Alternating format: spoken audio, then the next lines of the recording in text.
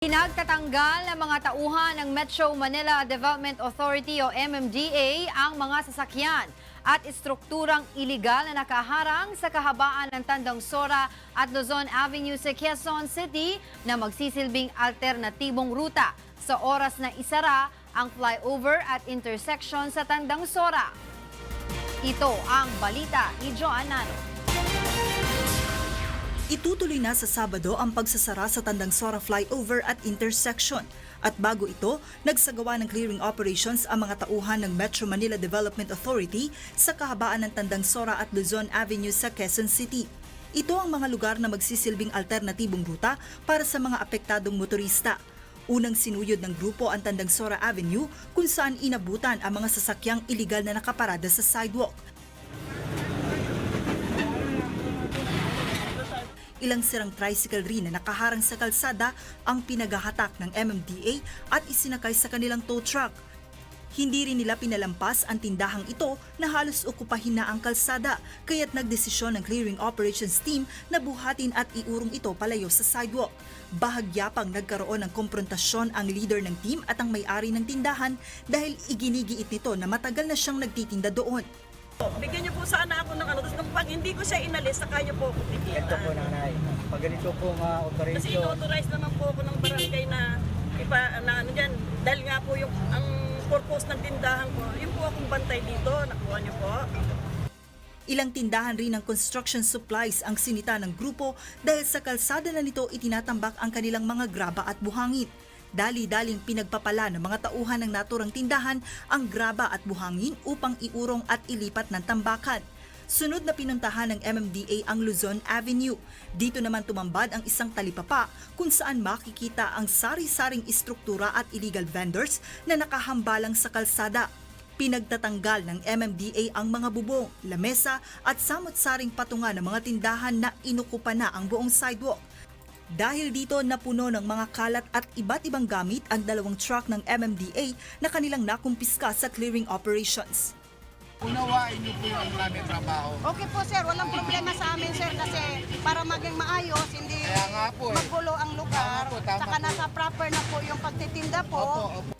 Paliwanag ni MMDA spokesperson Celine Pialago, isinagawa nila ang clearing operations sa lugar upang tiyakin na maluwag itong madaraanan ng mga motoristang apektado ng pagsasara ng Tandang Sora flyover. Lahat ho ng mga motorista, ma'am, naiiwan na lang ho sa kanilang alternatibong ruta ay ang Tandang Sora. Magde-deploy naman ho tayo ng mga traffic personnel ho natin na aabot ho sa mahigit 150. May mga signages din ho at nagkaroon na ho tayo ng intensified information campaign. Sa ngayon, wala nang nakikitang dahilan ng MMDA na posibleng makaantala pa sa pagsasara ng Tandang Sora sa Sabado, March 2, simula alas 11 ng gabi. Joan Nano, UNTV News and Rescue, Quezon City. Inanunsyo ng Land Transportation, Franchising and Regulatory Board or LTFRB na hanggang sa February 28 na lamang ang pamimigay ng mga pantawid pasada cards. Sa ngayon, anila mayroon pang nasa 86,000 na hindi pa nakukuhang card sa ahensya. Ito ang balita ni Monokson. Ilang araw bago ang deadline ay nakuha na ni Mang Fernando ang ikalawang pantawid pasada card. Hanggang February 28 na lamang kasi ang pamimigay nito ng pamahalaan. 5,000 piso ang nakuha nila noong nakaraang taon at ngayon naman ay nakakuha sila ng 20,514 pesos. Sinamahan ni Mang Fernando ang kanyang driver na si Mang Julio upang kunin ang pantawid pasada card. Kay Mang Fernando kasi nakapangalan ng prangkisa ng jeep pero si Mang Julio ang nagpapasada nito. Ani Mang Fernando, sa tingin niya ay dapat mabahaginan niya si Mang Julio sa makukuha niyang tulong mula sa pamahalaan. Ang nakalagay pantawid pasada. Sino ba namamasada? Operator o ang driver? Ganun lang ang logic niyan, bro. Hindi naman sa tinatanggihan ko o tinitira ko ang mga operator. Dapat ginawa nila at least 50-50 man lang. Hindi mapupunta sa operator lang. Operator, nakahiga lang yan. Yung driver, kakayod ng kayod yan. Para sa mga hindi makakakuha ng personal ang kanilang mga pantawid pasada cards, maaaring magpadala ng representative ang mga driver o operator. Dapat lamang ay may dalang notarized special power of attorney na pwedeng ma-download ang form sa website o kaya ay makuha sa opisina ng LTFRB. dahil hindi ng original and photocopy of ID of qualified franchise holder, original and photocopy of ID of representative, original ORCR, original copy of CPC o proof of franchise at recent photo of qualified franchise holder. Sa kabuuan ay mayroong halos 200,000 mabibigyan ng pantawid pasada cards at nasa 83,000 pa ang hindi na ipapamahagi ng pamahalaan. Ang mga pantawid pasada card ay maaaring magamit sa mga piling gasoline station sa buong bansa. Para sa kompletong listahan ng mga mabibigyan ng fuel subsidy, maaaring bisitahin ang Facebook page ng LTFRB. Sinimulan itong ipamahagi ng pamahalaan noong nakaraang taon bilang ayuda sa mga jeepney driver at operator dahil sa pagtaas ng halaga ng langis. Mon Hocson, UNTV News and Rescue, Quezon City. Sisimulan na bukas ng Department of Transportation ang konstruksyon ng kauna-unahang Metro Manila Subway sa bansa. Idaraos ng DOTR ang groundbreaking ceremony sa Tatalon Street, Barangay Ugong, Valenzuela City na sisimula ng alas 9 ng umaga. Ang Metro Manila Subway ay isang train system project na mag-uugnay mula Quirino Highway sa Quezon City hanggang sa Ninoy Aquino International Airport sa lungsod ng Parañaque. Ang unang 3 istasyon nito na binubuo ng Quirino Highway, Tandangsora at Mindanao Avenue ay inaasahang bubuksan sa mga commuter pagsapit ng taong 2022. Sa pagtaya ng DOTR, aabot sa mahigit 1 milyong mga pasahero kada araw ang kayang maserbisyuhan ng Metro Manila Subway. Target ng DOTR na matapos ang kabuuang konstruksyon ng proyekto sa taong 2025.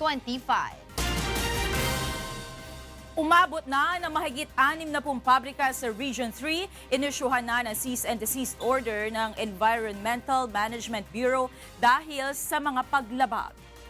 Ito ang balita ni Nestor Torres. Matapos ilunsad ang battle against Manila Bay noong Enero, sunod-sunod na ang inisyuhan ng cease and desist order ng Environmental Management Bureau sa Region 3. Sa tala ng EMB Region 3, mula January 25 hanggang February 15, 2019, umabot na sa mahigit 60 ang kanilang ipinasara. Karamihan dito ay walang water treatment facility at wala ring environmental compliance certificate na labag sa Clean Water Act ng DNR. Sinimento ang lahat ng mga drainage canal upang mapigilang magtapon pa ng mga wastewater sa ilog patungong Manila Bay. 68 na ang ating na-issuehan ng Notice of Violation with cease and desist directive mula noong January 25.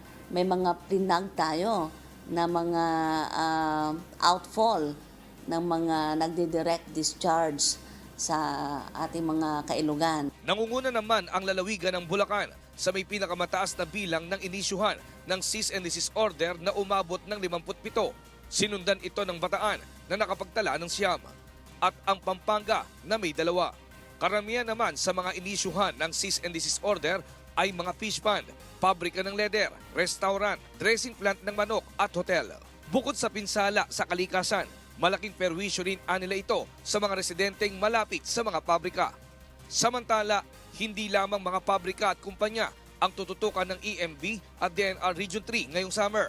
Mag-i-issue rin anila sila ng Notice of Violation at Cease and Desist Order sa lahat ng mga swimming pool at resort na lalabag sa Clean Water Act ng DNR.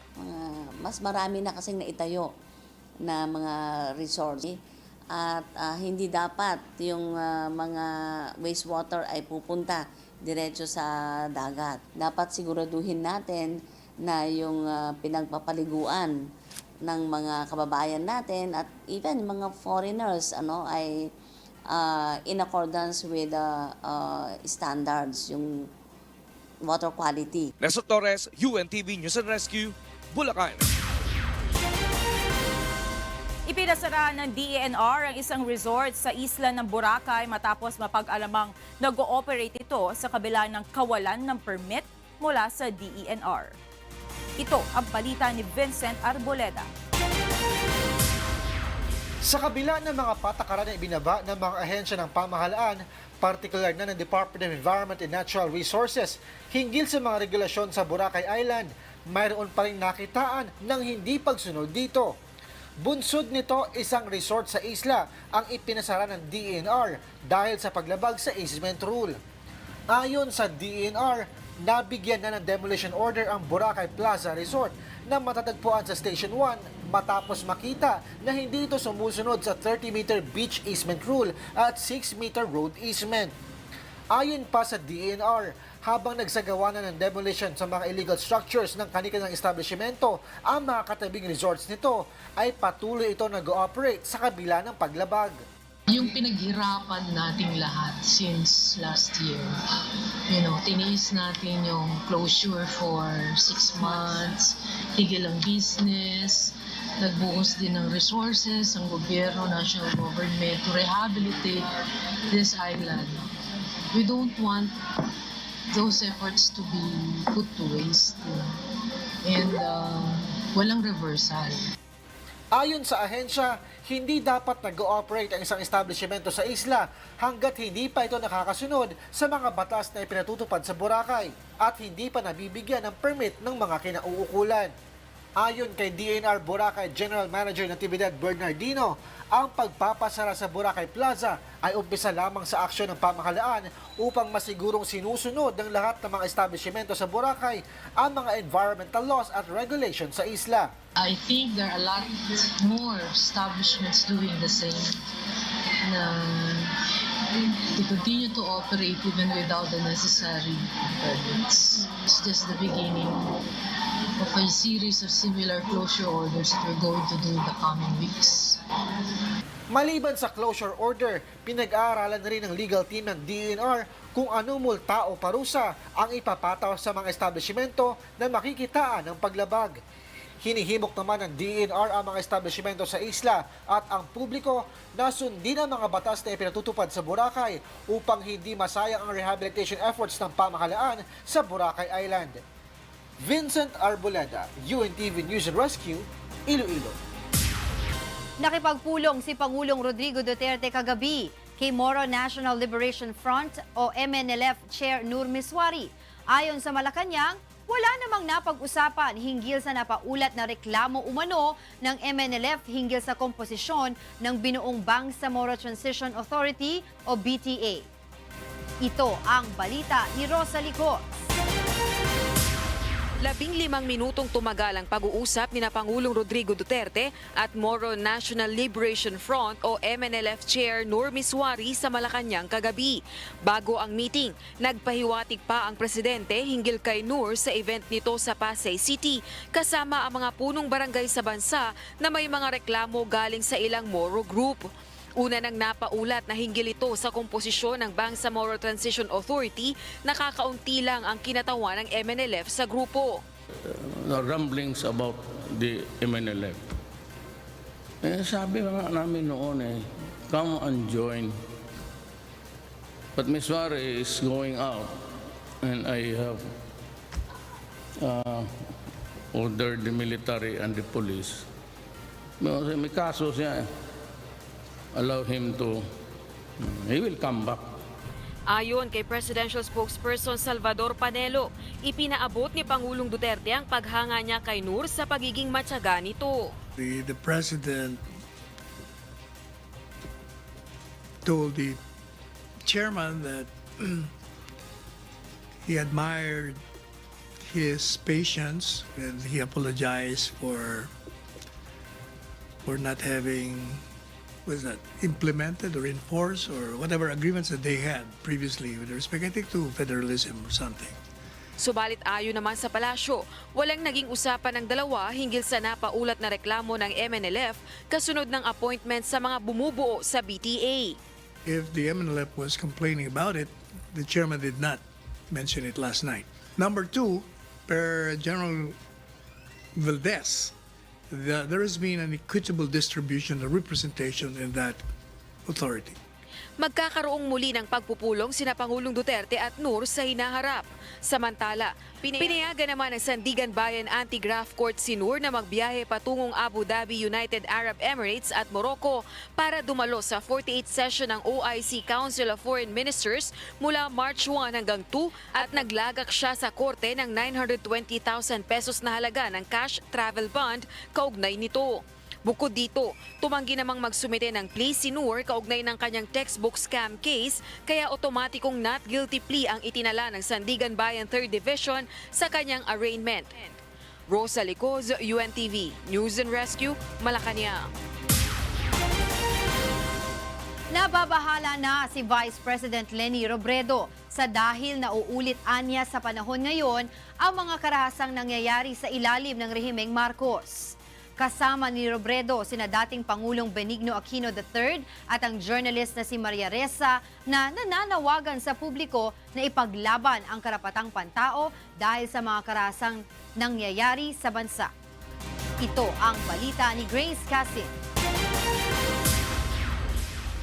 Yung culture of impunity, grabe na. Ito ang naibulalas ni Vice President Leni Robredo nang malamang kaya hindi nakadalo sa seremonya ang isa sa mga awardee sa KPP Human Rights Awards ay dahil sa umano'y mga bantang natatanggap nito sa kanyang buhay. Una nang pinabulaanan ni Pangulong Rodrigo Duterte na siya ang nasa likod ng mga banta sa paring Katoliko, pero siya pa rin ang itinuturo ng human rights lawyer na si Chel Jokno. Ako, I was just responding. Sinagot ko lang yung sabi ng pare, mamatay ako. Pero huwag ninyong patayin talaga yung mga obispo pati pare. It is not allowed. Pa yung mga imam, yung mga tablik dyan. Tablik yung puti na maraming... Walang kasali yan sila. Pag ginawa mo yan sa kanila, ako mismo ang kalaban mo at ako ang ihirit sa iyo kasi ginagawa ninyo yan para siraan ako. May basis naman yung sinasabi natin na kung magsasalita siya ng ganyan ay may nangyayari doon sa naging subject ng kanyang pinagsasalita. Ayon sa journalist at Rappler Chief Executive Officer na si Maria Ressa na isa sa mga KPP Jokno awardee ngayong taon, ginagamit umano ng kasalukuyang administrasyon ng social media bilang sandata para patahimikin ang mga grupong bumabangga sa kanila, mapa-individual man ito o mamamahayag. The campaign pages of Duterte are connected with the campaign pages of Marcos. This is the disinformation ecosystem where things go viral. That group refuses to share traditional media, refuses to share the facts because they are actively creating an alternative information ecosystem where lies are the truth. Ayon kay dating Pangulong Benigno Aquino III, ang mga karahasang nangyari noong rehimeng Marcos bumabalik na sa kasalukuyang administrasyon. Yung kadiliman ng batas militar, ngayon pinatitingkad ng gusto. Panawagan ng mga ito sa publiko, huwag matakot, ipaglaban ang tama at protektahan ang karapatang pantao ng bawat isa. Let us carry on feeling because our ability to care is what will keep this country on the right path despite the numerous regressive turns we are taking. Yung tama dapat ipaglaban, yung mali dapat iwasto. This is a battle we must win. Grace Cassin, UNTV News and Rescue, Manila. Nilinaw ng Malacanang na handa ang pamahalaan na i-deport ang mga Tsino na iligal na nagtatrabaho sa bansa. Giit ng palasyo, ito ay dapat naaayon sa batas at tamang proseso. Ayon kay Presidential Spokesperson Salvador Panelo, posibleng magkaroon ng masamang epekto sa mga OFW sa China kung gagawin ito sa maling paraan. Una nang nabatiko si Pangulong Rodrigo Duterte sa kanyang naging pahayag noong Sabado na dapat maghinay-hinay sa pagpapalayas ng mga manggagawang Chinese sa Pilipinas dahil maraming Pinoy rin ang naghahanap buhay sa China. Ang sinasabi niya lang, like for instance, if there are hundreds of Chinese immigrants perceived to be not working illegally or working illegally here, we cannot be so rash and reckless as to just deport them. Kasi Chinese government may also react. Kasi there are 300,000 Filipinos. Bago ang Grand Finals ng Wish Covery Season 2, The Singer and the Song, ngayong gabi, ibinahagi ng mga Wish Cover composer kung paano nalikha ang mga bagong awiting nakatakdang itanghal sa Araneta Coliseum. Ito ang balita ni Monokson.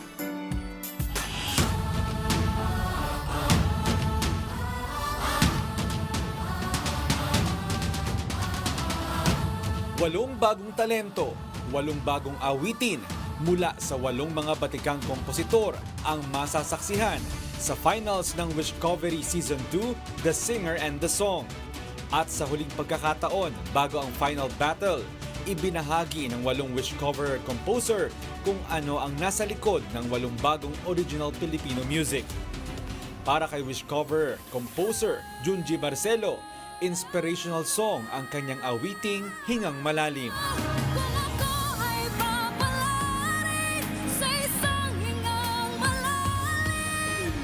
Anything na magpa-plunge ka into something very major in your life, like kakasal ka, bago ka mag-I do, di ba?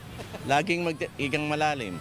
Bago ka mag-compete sa kahit anong race, kailangan pag walang hinga malalim, bitin eh. So, you need a song that would calm you down and hype you up. May aspeto rin ng pagiging inspirational song ang tema ng awiting Nasayo na nilikha ni Wishcover composer Odette Quesada. Ika nga, do not point the finger at someone.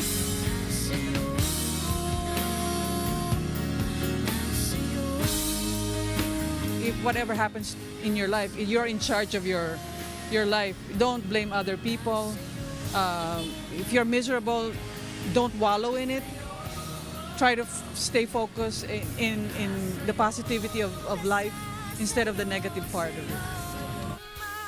Malalim naman ang pinaghugutan ng love song na Ang Sakit-Sakit Naman, nalikha ni Wishcover composer Venny Saturno. Aniya, title pa lamang ng kanta, ulam na. Ang sakit-sakit naman ng ginagawa mo,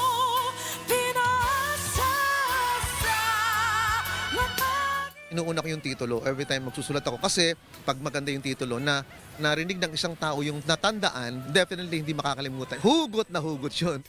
Para naman kay Wishcover composer Top Suzara, awiting nagbibigay pag-asa ang kanyang awiting Light in the Dark. You wanna break free but you smile so no one will know. Lahat tayo may papel. Na, hindi naman natin sana napapansin araw-araw, pero para sa mga taong pwedeng makinabang dun sa papel. Ano ba naman yung, "Uy, kumusta?" Yung ganun lang, pero nasa dilim yung taong yun eh. Tailor-made naman para sa Wishcovery ni Moy Ortiz ang awiting I Am the Singer and This Is My Song. I am the singer and this is my song. My life is in Gusto ko magkaroon naman yung mga mang-aawit na mga OPM singers ng isang anthem. Anthem para maipakita sa tao. Pampukaw naman para sa mga kabataan ng henerasyong ito ang awiting likha ni Wishcover composer Noel Cabangon na Gising Kabataan. Gising Kabataan, tayo'y makialam sa Gisingin yung kanyang generation because somehow they're perceived to be like apathetic, not caring about anything, pero hindi totoo yun eh. First time namang gumawa ni Wishcover composer Boy Christopher ng isang awiting may tema ng pagiging modern ethnic, ang awiting Alamat. apat na sulok na mundo'y bilib siya. Sonos balyot. Yung kasing song na Alamat, yan ay iniaalay ko sa lahat ng mga OFW na nagsusumikap para sa kanilang mga pamilya na narito sa Pilipinas, na sila itunuturing kong alamat. Sumisimbolo naman sa katatagan ng pagmamahalan ng magsing-irog, pamilya at maging ng magkakaibigan ang awiting Maliit na Kwadrado ni Wishcover composer Rani Raimundo. Hanggang dito na lang ba tayo sa maliit na kwadrado na titinghinan buong gabi. Marami tayong mga kababayan here and around the world na magkalayo, mga nag-iibigan pero LDR kung tawagin nila. And their only means of interaction is through a computer, a screen, isang maliit na kwadrado. That's why that was the how I wanted to express that computer. Instead of using computer, I want to be flowery, naisip ko maliit ang kwadrado. Ang Wishcovery Season 2, The Singer and the Song ay magsisimula na mamayang alas 7 ng gabi sa Smart Araneta Coliseum. Mon Hokson, UNTV News and Rescue, Quezon City.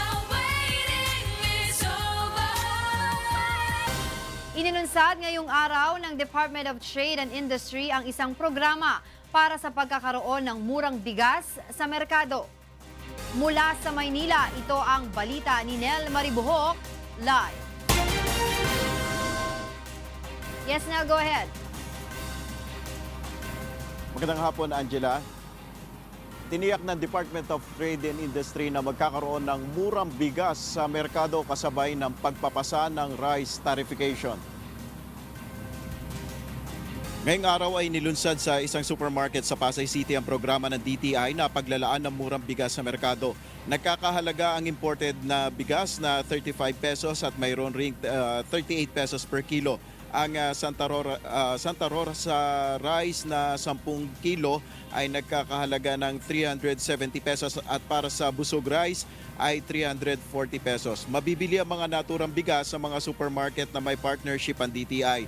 Ayon kay DTI Secretary Ramon Lopez, ang iba sa mga bigas na ito ay nakikita na rin sa ibang mga palengke. At sa pagsasabatas anya ng rice tarification, mas dadami na ang murang bigas lalo na sa maraming palengke sa bansa. In the palengke, you can see sometimes all these 34 pesos. Even these bags are also available sa palengke. The 34 pesos, the 37 pesos per kilo. Pero kukunti pa lang sila. With the rice tarification, we will see more of this affordable rice to be available nationwide. And yan po ang magbe-benefit dito will be the 107 million Filipinos. Para na silang umangat from poverty dahil naging mas affordable na yung basic commodity like rice, which accounts for 20% of their budget.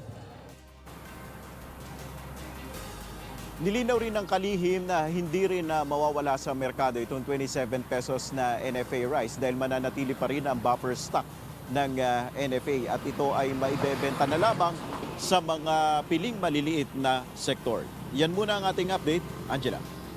Maraming salamat sa iyo, Nel Maribuhok.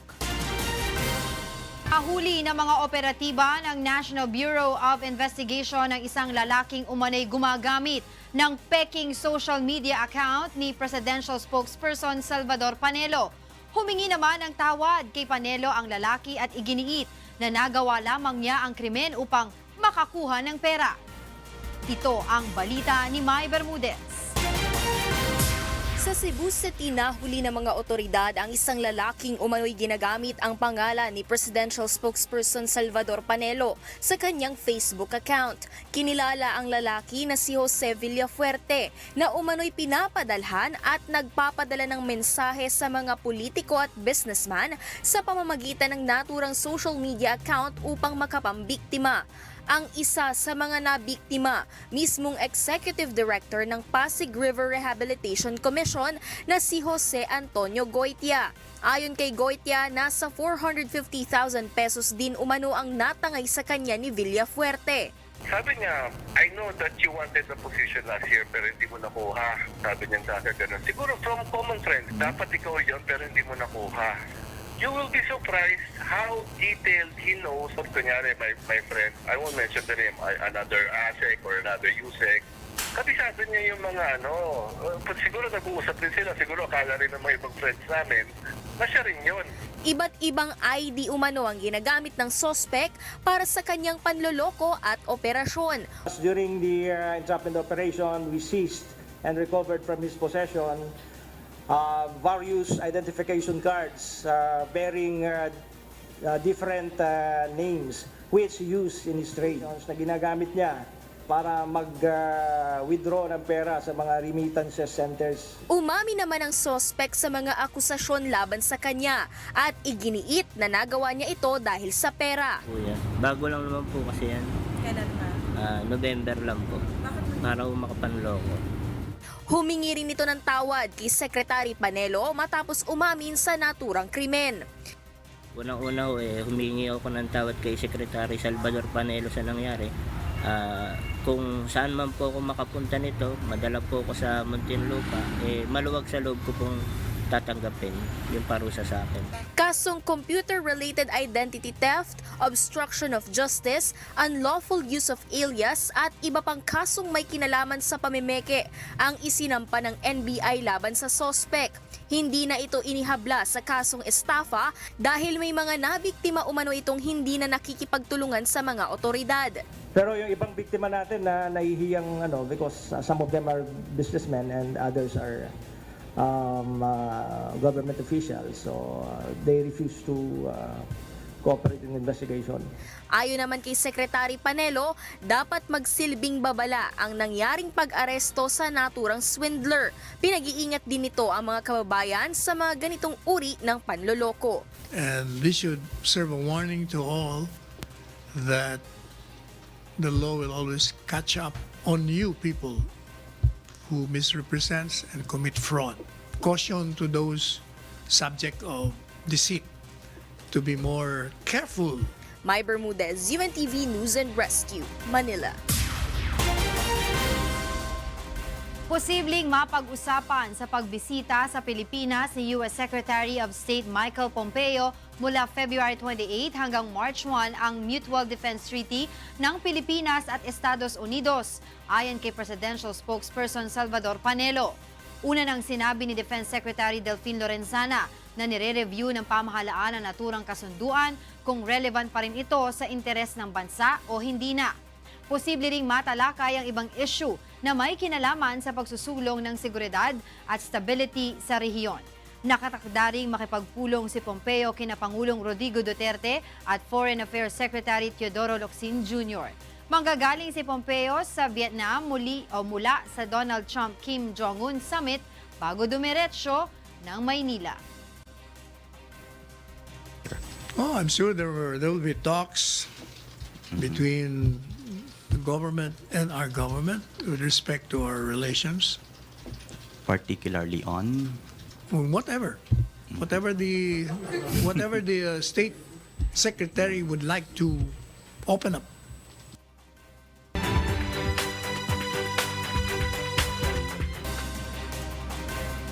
Maayong hapon, narito na ang mga balita mula sa iba't ibang panig ng Pilipinas.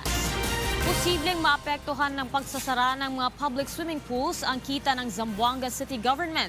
Ayon sa lungsod, malaki ang epekto nito sa kanilang kita, lalo ngayong summer season ay marami sanang maliligo roon. Ito ang balita ni Dante Amento.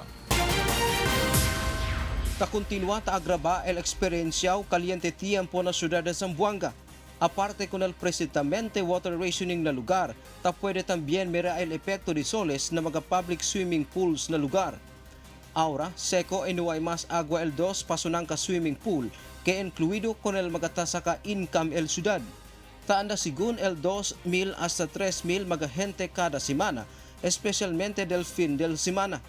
10 pesos el entrance fee para con el mga mayor de edad y 5 pesos también con el mga bata. Pero ahora temporalmente no puede aprovechar con este y esperanzado ya lang cuando llega el aguacero para otra vez na tener agua aquí. Kami kasi depende lang kami sa sa water district, kung bibigay sila na sa amin yung excess water, meron talaga pero as of now siguro malabo tayo ngayon. El supply del agua na swimming pools estaba también na treatment plant del City Water District. Yari itira el Water District que ahora el prioridad de ila amo el supply del agua na mga caserías y no hay puede hacer para tener agua el 2 swimming pool. Kasi yung pumapasok dito sa swimming pool, overflow lang yan.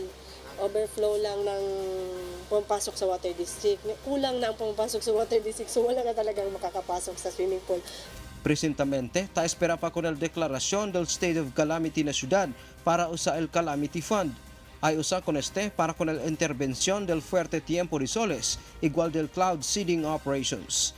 Once I get the report from the City Water District and from the City Agriculturist, insofar as compliance to the memorandum directive on the process of declaring a state of calamity. Dante Amento, UNTV, Noticias Rescate, Ciudad de Zamboanga. Ngayong gabi na ang pinakaabangang final vocal battle sa pagitan ng 8 finalist na kalahok sa Wish Covery Season 2, The Singer and the Song. Mula sa Araneta Coliseum, ito ang balita ni Mon Locson live. Mon? Yes, Monica. Excited na ang lahat at maraming mga fans, mga supporters ang nandito ngayon sa Smart Araneta Coliseum upang saksihan ang pagtutuos o huling pagtutuos para sa inaabangang Grand Finals ng Wish Covery Season 2, The Singer and the Song. Puspusan ang pag-iensayo ng 8 Wish Covery sa kanilang pagtatanghal ngayong gabi. Bawat isa ay may inihandang original OPM song na likha ng mga wish cover composer. Pero bago ito, magkakaroon muna ng collaborative performance ang 8 finalists upang masubok ang kanilang galing sa pag-awit kapag may kasamang ibang mga singer. Bukod sa mga wish coveries, sasamahan ng mga ito ng mga sikat na artists gaya ni Kyla, Christian Bautista at iba pa. Patapos ito ay ang performance ng kani-kanilang mga awitin. Bukod sa iba't ibang criteria for judging, kasama rin sa puntos ang resulta ng ginawang power viewing sa YouTube channel ng Wish FM 1075. Naunguna sa isinagawang power viewing sa Wish Covery si Rhea Basco na umabot sa mahigit 60,000 views sa YouTube. Bawat kalahok ay mayroong mga supporters. Ang iba ay naka-color-coded pa na t-shirt upang suportahan ang kanilang iniidolo. Sa ngayon ay patuloy ang pagdating ng ating mga manonood dito sa Smart Araneta Coliseum at kaya nga nasabi ko, nakakatuwang tingnan dahil bawat mga performers na finalist sa Wish Covery Season 2, meron ng mga supporters, yung iba naka-red, yung iba naka-green at syempre bawat isa may kanya-kanya ring mga hatak na mga supporters para makadagdag din sa kanilang o makaboost sa kanilang confidence mamaya sa performance nila dito sa The Big Dome. At mamayang alas 7 yung opisyal na pagsisimula ng Grand Finals ng Wish Covery Season 2. Dito yan sa Smart Araneta. Yan mo na latest. Balik sa iyo, Monica. Maraming salamat sa iyo, Mon Locson, live na nag-uulat mula sa Araneta Coliseum. At yan ang naging kabuuan ng ating balitaan ngayong gabi. Aming inilahad ng buong katapatan kung paano namin nasaksihan. Kayo'y makapagtitiwala na ang aming nakita at narinig ang aming ibinabalita. Magandang gabi.